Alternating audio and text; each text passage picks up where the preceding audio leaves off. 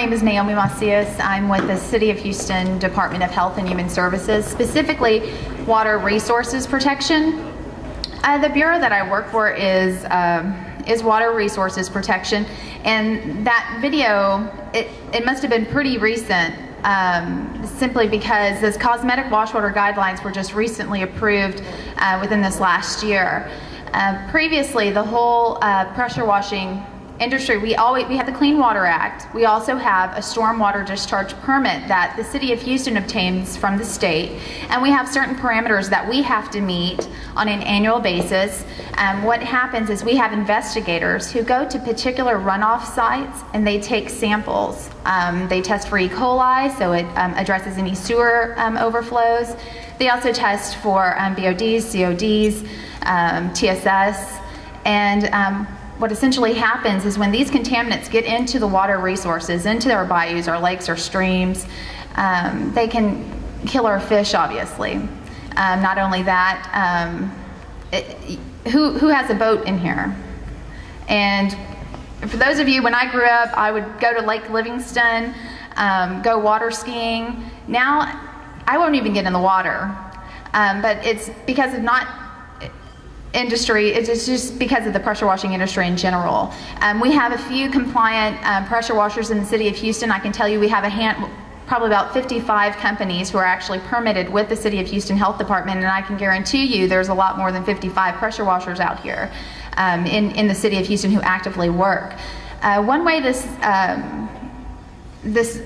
big interest of enforcement got started is actually with Sylvia Brumlow's group, Officer Stephen Dicker.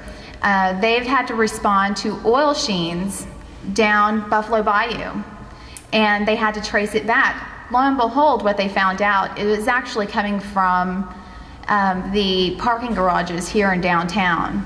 And we know most of the time, the pressure washers would go in the middle of the night, go pressure wash a parking garage, and be done with it by the morning. And everyone knows the city officials aren't necessarily out and about in the middle of the night. But one point I think Scott made that was very important. We no longer just go after the pressure washer who's actively doing it. We actually go after the person who contracted them. Not only that, the management company for the building. Not only that, also the ownership of the building. And one thing that Stephen Dicker normally says in his presentations are, write up your own best management practices when you contract these companies out, so therefore you can somewhat protect yourself that you agree as a pressure washer, let's say you're contracting a pressure washer, you agree that you will reclaim the water and you will abide by the Clean Water Act. It's just things like that you can do to protect yourself. We have, out of the 55 pressure washing companies that are permitted, most of them do have the reclaim system on board that they actually recycle the water. They can reuse it. Another industry, well, it's the same industry, but they'll clean the edifice of the building, just the outside of the building, or they'll clean the sidewalks.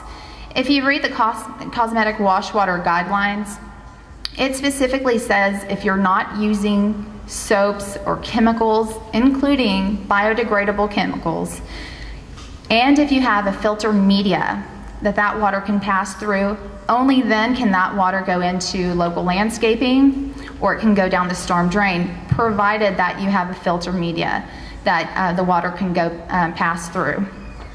What we do is we'll actually permit these waste transporters, and we call the pressure washers waste transporters. Essentially, that's what they're doing. They're transporting. We don't have a pressure washer permit, but most of them come to us because of vendors who require these permits and who will refuse to even permit a pressure washer to clean out their parking garage unless they have the City of Houston wastewater permit.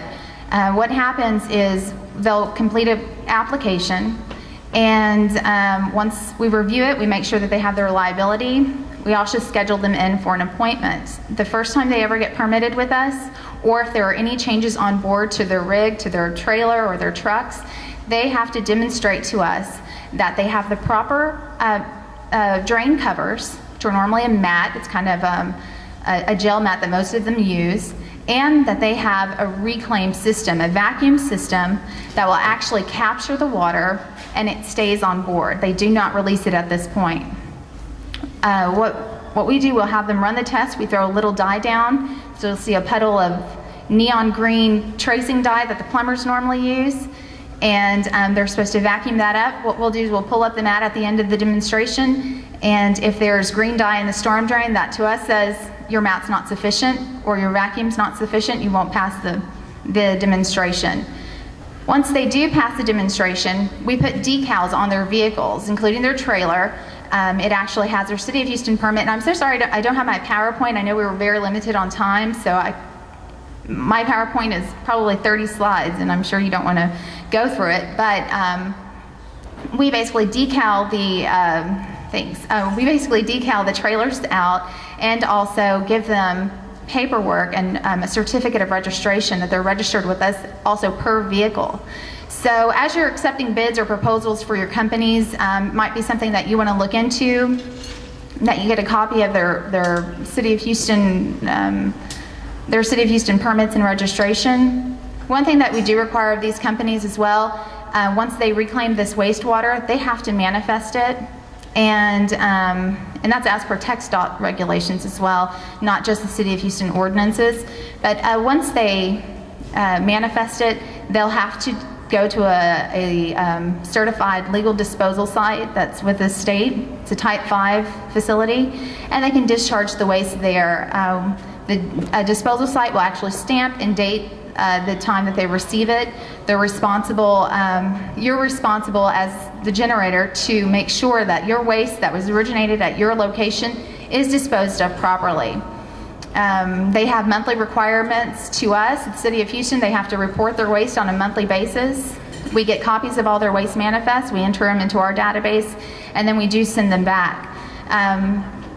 Another thing too, I know this is off point on the pressure washing, but all the interceptors that you have on location as well, grit traps, oil water separators, even grease traps, they're all regulated through my particular department. They all have to be permitted. There's an annual permit for those, and also they have a cleaning frequency for any of those interceptors. Those all have to be manifested. You should keep your manifest on site for approximately 5 years.